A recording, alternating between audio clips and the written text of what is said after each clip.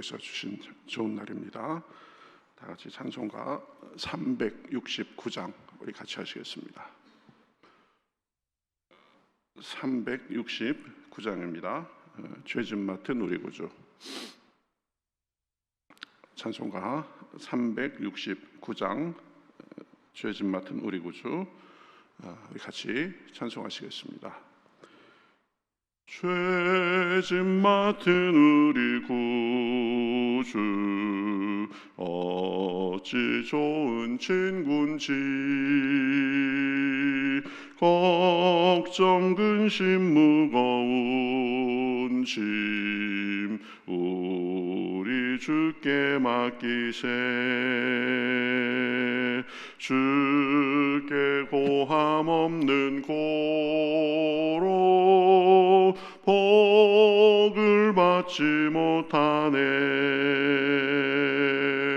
사람들이 어찌하여 아랠 줄을 모를까. 시험 걱정 모든 괴로움 없는 사람 누군가.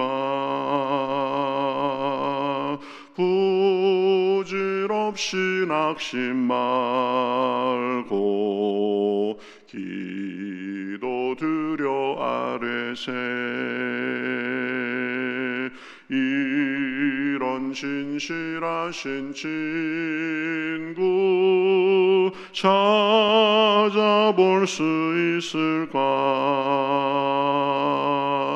우리 약함하시오니 어찌 아니하렐까.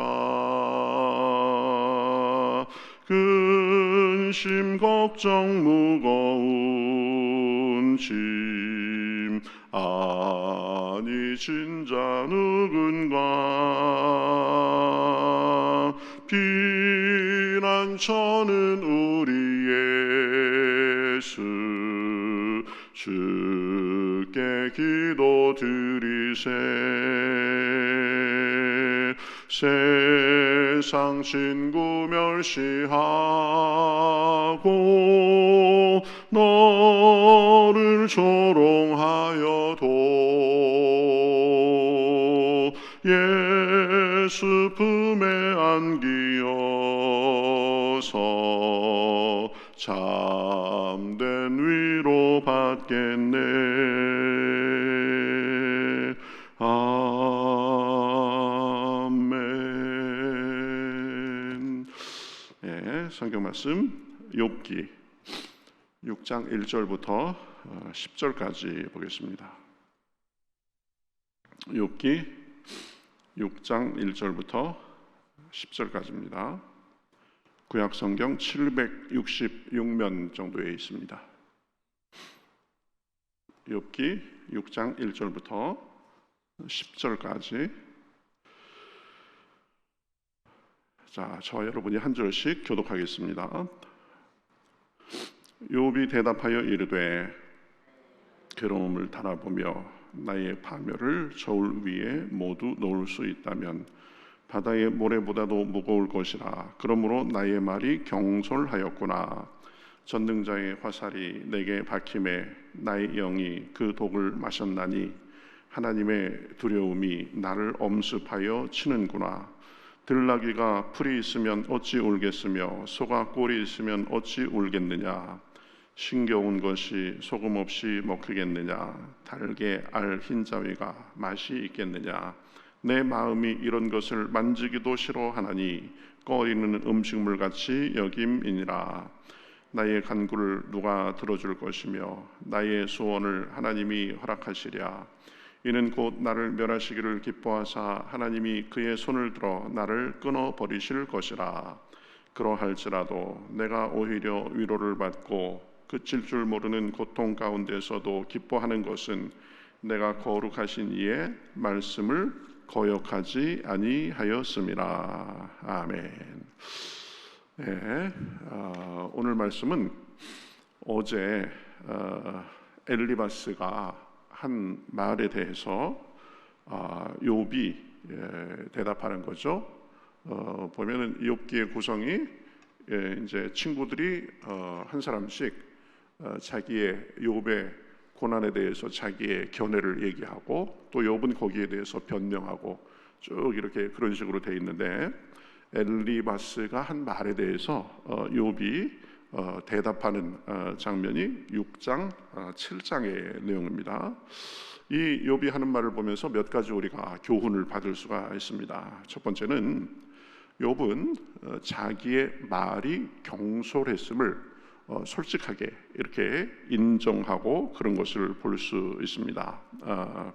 2절 3절에 보면 나의 괴로움을 달아보며 나의 파멸을 저울 위에 모두 놓을 수 있다면 바다의 모래보다도 무거울 것이라. 그러므로 나의 말이 경솔하였구나. 이렇게 지금 고백하고 있는 것을 볼 수 있습니다. 자기가 당한 고난이 너무 중해가지고 그것으로 인해서 낙담해서 이 자기의 생애를 저주하기까지 한 자신의 실수를 인정한 것입니다. 괴로움이 바다의 모래보다도 더 무거워서 자기가 경솔한 말을 했다. 이렇게 지금 솔직하게 인정하고 있는 것을 볼 수 있습니다. 이 욥에게 배울 점이죠. 사람은 누구나 실수를 합니다. 괴로우면 한탄도 하고 불시간에 도를 지나치면서 그 당시에는 몰랐는데 지나고 보니까 이거 내가 실수했구나 이러는 경우가 있습니다. 뭐 실수를 하니까 사람이죠. 실수가 한 번도 없는 완전한 사람은 있을 수가 없습니다. 그런데 실수하고 나서 그것을 처리하는 모습을 보면 이제 그 사람의 됨됨이와 수준이 나오는 것을 볼 수 있습니다. 욥은 모든 것을 잃은 참 감당할 수 없는 그런 상황 속에서도 끝없이 신세 한탄만 하고 있었던 것이 아니라 보면 그런 것들 속에서 내가 너무 마음이 상심해서 자기가 실수했다라는 것을 깨끗하게 인정했음을 볼 수 있습니다. 이것이야말로 욥의 됨됨이고 온전한 사람의 일면이라고 할 수 있습니다. 실수는 누구나 합니다. 그러나 실수를 실수로 인정하면 그 실수를 극복하고 개선의 여지가 있게 됩니다. 그러나 그저 자존심만 내세우면서 이런저런 변명하면서 합리화하고 자기의 실수를 인정하지 않으면 결국 개선의 기회가 없는 것입니다. 그래서 제일 손해보는 사람이 누구냐? 자신의 실수와 단점을 고칠 기회를 잃는 바로 그 사람입니다. 그렇죠? 자신의 모습을 직시하지 못하고 그저 변명만 하고 합리화만 하니까 고쳐야 될 점 자체를 파악을 못하는 것입니다. 그러니까 못 고치는 거죠. 또 관계에 있어서도 손해입니다. 상대방의 신뢰를 얻을 수가 없는 거죠. 저 사람은 자기가 뻔히 잘못하고도 인정도 할 줄 모르는 사람. 그러니 마음을 다 줄 수 있고 신뢰를 할 수 있겠습니까? 그러니까 자기에게도 손해고 상대방에게도 손해고 그리고 하나님께도 마찬가지입니다. 하나님께 우리의 죄와 허물을 인정하고 용서를 구해야 되는데 그래서 부족함을 아뢰고 십자가의 은혜를 구해야 되는데 그렇지 않고 그저 죄를 무시하고 모른 채 하고 이 적당히 넘어가려고 하면 거기에서 더 이상 발전이 없게 되는 것입니다. 그러니까 현명한 사람, 성숙한 사람은 자신의 부족함과 허물과 죄를 인정하고 용서를 구하고 그럴 수 있는 사람이다. 잠언 28장 13절에 보면 자기의 죄를 숨기는 자는 형통하지 못하나 죄를 자복하고 버리는 자는 불쌍히 여김을 받으리라 이렇게 말씀하고 있습니다. 죄는 인정하고 용서받아야 될 일이지 그렇죠? 숨기고 합리화하고 그럴 것이 아니다라는 것입니다. 욥처럼 자기의 잘못은 잘못으로 실수는 실수로, 죄는 죄로 인정함으로 하나님 앞에 그리고 스스로 개선하며 또 나아지며 사실 수 있기를 우리 주님의 이름으로 축복합니다. 이 성숙한 사람은 허물을 적당히 가리는 사람이 아니라 인정하고 개선하는 사람이다. 그래서 욥도 정말 감당할 수 없는 그런 어려움 속에 있었지만 그 어려움으로 인해서 내가 내 태어난 날까지 저주하는 그런 경솔함을 내가 범했구나라는 것을 인정하는 것입니다. 또 하나는 욥에게서 배울 수 있는 또 하나의 교훈은 뭐냐면, 내가 말씀을 지켰음으로 인해서 고난 중에도 그래도 소망이 있다라고 말하는 것을 볼 수 있습니다. 욥은 고난 중에서 말할 수 없는 탄식을 했죠. 8절 9절에 보면 하나님이 자기를 버리신 것 같은 그런 상황입니다. 기도해도 들어주시지 않는 것 같은 상황입니다.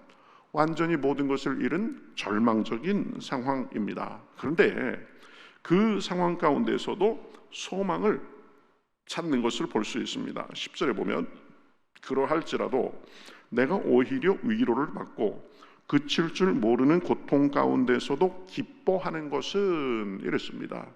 이런 중에서도 내가 위로가 있고 그래도 기쁨을 완전히 잃지는 않았다라고 말하는 거죠.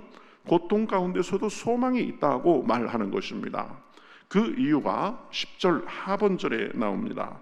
내가 거룩하신 이의 말씀을 거역하지 아니하였음이라. 그렇죠? 내가 그래도 내 삶을 돌아볼 때 나는 그래도 말씀에 따라 살았다. 이것에 대해서는 자부할 수 있다는 것입니다. 욥은 욥기 1절에서 분명히 말씀하듯이 1장 1절에서 분명히 말씀하듯이 의인이었습니다. 하나님 앞에 온전한 사람이었습니다. 하나님을 경외하고 악에서 떠난 사람이었습니다. 말씀을 거역하지 않고 산 사람이었습니다. 그러한 삶이 고난의 순간에 빛을 발하는 모습입니다. 내가 이러한 고난을 당하는 이유를 알지는 못하지만 그래서 하나님이 나를 버리신 것은 아닌가 하는 생각 속에 내가 참 마음이 무겁지만 그래도 내가 한 줄기 빛 자신할 수 있는 것은 나는 하나님께 충실했다, 최선을 다했다, 그런 믿음과 자부심이 있었던 것입니다. 여러분, 우리는 은혜로 삽니다. 그렇죠? 우리의 부족함도 가려주시고 덮어주시는 은혜로 삽니다. 그런데 은혜로 산다는 것을 착각하면 안 됩니다. 은혜로 살기 때문에 그냥 대충 살고 막 살고 그러면서 하나님께서 모든 것을 다 은혜로 덮어주시겠지, 이 정도 수준에서 머물며 살면은 안 되는 것입니다. 은혜 받은 자로서, 하나님의 사랑을 받고 사는 자로서 그러한 사람답게 살아야 되는 것입니다. 은혜 받은 사람답게 살아야 되는 것입니다. 그 은혜를 주신 하나님께 최선을 다하고 예배하고 섬기면서 살아야 되는 것입니다. 내 마음대로 사는 것이 아니라 하나님 보시기에 합당한 삶의 모습이 있어야 되는 것입니다. 그러한 모습이 있을 때 어려움이 와도 흔들리지 않을 수 있습니다. 고난 중에도 쓰러지지 않을 수 있습니다. 욥이 바로 그러한 부분에 자신이 있었습니다. 고난의 이유도 뭔지 모르겠고 힘들어서 지친 그런 상황 속에서도 내가 하나님 앞에 잘못해서 그런가, 하나님을 소홀히 대해서 내가 벌받는 것은 아닌가 하는 마음은 없었던 것입니다. 하나님 앞에 최선을 다하며 살았다라는 그런 자기의 모습을 봤을 때 그런 것이 있었기 때문입니다. 우리도 그럴 수 있어야 됩니다.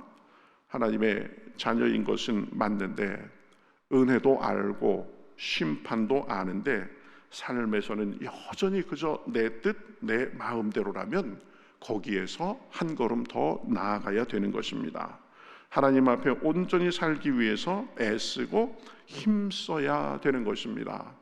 그래서 고난의 순간에 그러한 내 삶의 모습이 나에게 힘이 될 수 있고 위로와 소망이 될 수 있는 것입니다. 욥은 극한 상황 속에서도 자신의 그 모습을 바라볼 때 나는 그래도 하나님 앞에 온전한 모습을 가지고 살았는데 그것으로 인해서 소망을 잃지 않을 수 있었던 것입니다. 그렇죠? 하나님께 내가 완전히 버림받겠구나 이러한 생각까지는 할 수 하지 않았던 것이죠. 또 하나 우리가 살펴본 것은 이 친구들의 모습입니다. 친구들이 와가지고 욥을 위로한다고 하고 또 욥에게 뭔가 깨달음을 주려고 한다고 하는데 그게 욥에게 전혀 위로가 되지 않았습니다. 오히려 욥을 더 고통스럽게 만들었죠. 25절 보면 이렇게 욥이 말하는 것을 볼 수 있습니다. 옳은 말이 어찌 그리 고통스러운고 너희의 책망은 무엇을 책망함이냐. 그렇죠? 욥의 친구들은 욥을 위로한답시고 말을 했지만 그 말들은 욥에게 위로가 되지 못했습니다. 오히려 욥을 더 괴롭게 했습니다. 옳은 말을 한다고 했지만 내용 자체는 옳은 말이었는지 모르지만 그게 욥에게 위로가 되지 않고 오히려 고통이 됐습니다. 내가 잘못한 것이 있어서 이러한 고통이 찾아왔을 테니까 잘 살펴보고 회개하라는 말이었죠. 그러나 정작 욥에게 필요한 말은 위로였습니다. 진정으로 슬픔을 나누는 마음이었습니다. 욥의 친구들은 이 옳은 말을 할 줄은 알았지만 큰 슬픔을 당한 욥에게 위로는 되지 못했습니다. 힘은 되지 못했습니다. 오히려 그 친구들의 옳은 말로 인해서 욥은 더 고통스러움을 느낄 수밖에 없었습니다. 여러분, 우리도 살면서 그런 실수를 할 수 있습니다. 물론 정말 잘못된 길, 사망의 길로 가고 있는 사람에게는 합당한 충고도 해줘야 됩니다. 때로는 따끔한 말도 필요합니다. 그러나 지금 슬픔을 당해서 참 어려움을 겪고 있는 그 사람에게 먼저 필요한 것은 위로입니다. 그렇죠? 옳은 말이 아니라 위로가 되는 말, 힘이 되는 말, 같이 있어서 위로해주는 그것이 필요한데 이 친구들은 지금 그 상황을 분석하기 바빴습니다. 올바른 말을 한다고 해줬는데 그것이 오히려 고통을 당하는 욥에게 더 고통이 됐다는 것입니다. 우리도 그러한 모습이 혹시 있지 않을까 조심해야 되는 거죠. 슬픔 속에 있는 사람, 고난 속에 있는 사람은 같이 있으면서 힘이 돼주고 위로를 해주는 것이 필요한 것입니다. 자, 오늘은 세 가지를 살펴보았습니다. 욥은 자기 잘못을 깨끗이 인정할 수 있는 사람이었습니다. 의인다운 그런 면이었죠. 그것이 때로는 고통스러워도 우리도 우리의 잘못을 인정할 줄 알아야 된다. 또 말씀을 자기는 성심껏 지켰음으로 인해서 고난 중에도 하나님 앞에 거리낌이 없다고 고백할 수 있는 사람이었습니다. 우리도 그러할 수 있어야 됩니다. 또 욥의 친구들의 말은 옳았지만 그러나 그 옳은 말이 욥을 더 고통스럽게 하고 따뜻한 위로는 되지 못했다는 것도 기억할 필요가 있습니다. 그렇죠? 우리도 그것을 반면 교사 삼아서 슬픔과 고난 속에 있는 사람들에게 먼저 따뜻한 위로의 사람이 될 수 있어야 되는 것입니다. 오늘도 이렇게 기도하러 나오셨는데 기도하는 중에 하나님께서 은혜를 부어주셔서 우리에게 필요한 그런 모습을 갖게 하시고 오늘 살아갈 힘도 주시고 지혜도 주시고 능력도 주시기를 우리 주님의 이름으로 축복합니다. 예, 우리 같이 기도하겠습니다. 하나님 감사합니다.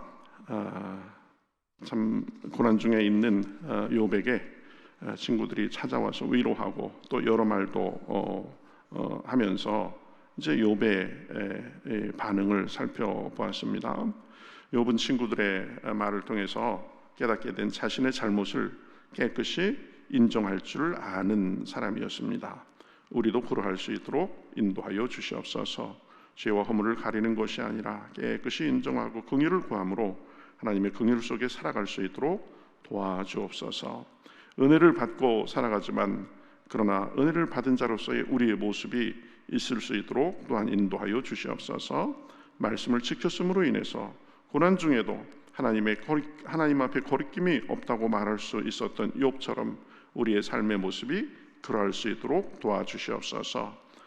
욥을 위로하러 왔던 친구들은 옳은 말은 했지만 그것이 힘을 주지 못하고 따뜻한 위로가 되지 못했음을 우리가 살펴보았습니다. 슬픔과 고난 속에 있는 사람들에게 먼저 따뜻한 위로의 사람이 될 수 있도록 또한 인도하여 주시옵소서. 오늘도 주님께서 함께 해주셔서 우리가 당하는 모든 일들 속에 주님께 기도하고 주님께 아뢰고 그러는 가운데 주님의 힘과 은혜 가운데 오늘도 살 수 있도록 도와주시고 현실을 헤쳐나갈 수 있는 지혜도 주시고 능력도 주시어서 하나님 안에서 우리의 삶이 오늘도 복되게 하시고 우리의 일생이 복될 수 있도록 인도하여 주시옵소서. 고난을 당해서 주님의 도움을 구하는 여러 사람들도 있습니다. 하나님께서 함께하여 주시어서 이겨나갈 수 있도록 인도하여 주시옵소서. 오늘도 함께하심을 믿으며 살아계신 예수님의 이름으로 기도하옵나이다. 아멘.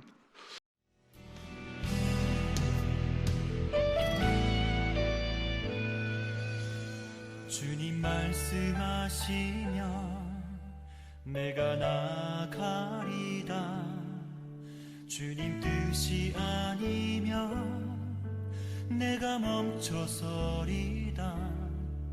나의 가고 서는 것 주님 뜻에 있으니 오 주님 나를 이끄소서. 주님 말씀하시면 내가 나가리다. 주님 뜻이 아니면 내가 멈춰서리다. 나의 가고 서는 것 주님 뜻에 있으니 오 주님 나를 이끄소서. 뜻하신 그곳에 나 있기 원합니다. 이끄시는 대로 순종하며 살리니 연약한 내 영혼 통하여 일하소서.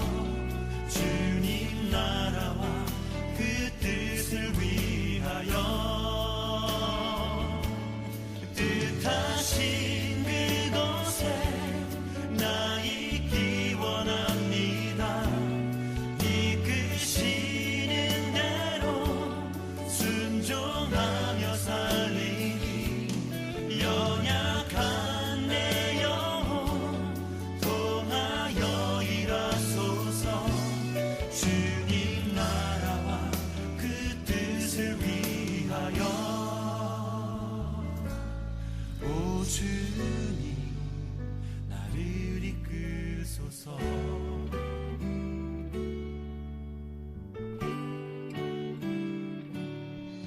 주님 말씀하시면 내가 나가리다. 주님 뜻이 아니면 내가 멈춰서